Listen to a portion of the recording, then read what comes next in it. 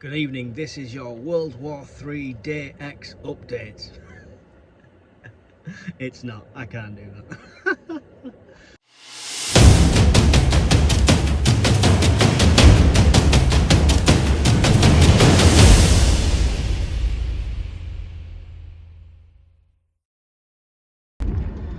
What's up preppers? Welcome back to another video. Didn't want to leave you in the dark for too long, so just a quick update to let you know what's going on. I currently have several videos planned for the channel, so we're not stopping or anything like that, but the pace has slowed down at the moment.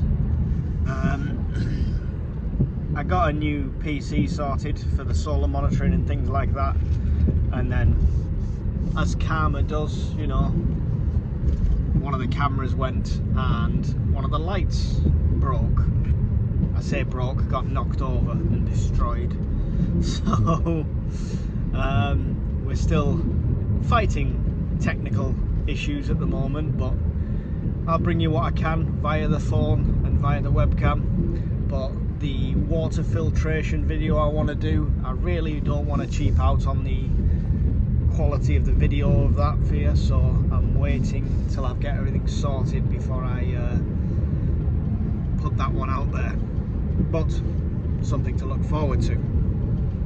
Now, if you are like me, and even though you don't fully agree with them, you still follow quite a lot of these doomsayer preppers, then you'll have noticed an absolute ramp up recently of the crazy fear-mongering titles, like literally block capitals, every possible headline you could think of all into one line. It's just ridiculous. So is it all ramping up? In a way, I think it is.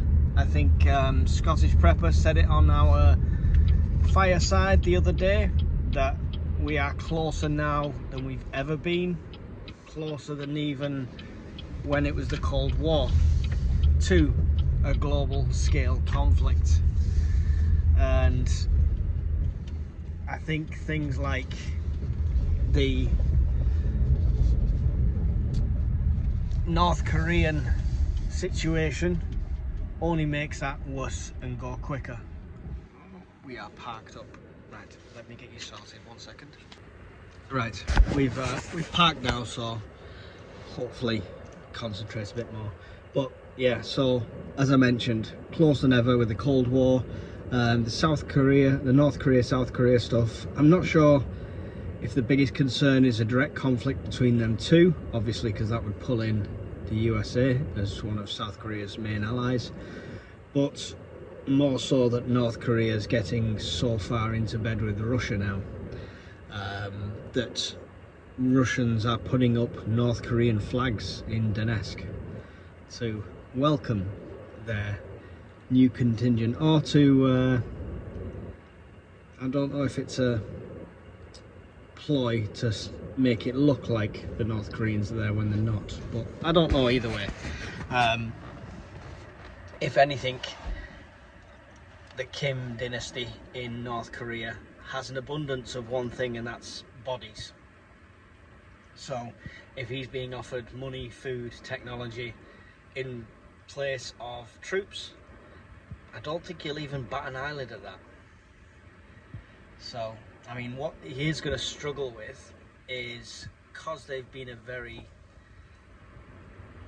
segregated nation, like they don't want them mixing with people from the West, as it were, whereas Russia is quite westernized, so there could be influence there on the North Korean troops to, like, look at all this, what these guys have got, why haven't we got it, you know, kind of thing. So not sure how Kim Jong-un will handle that, but I do think troops are on the way.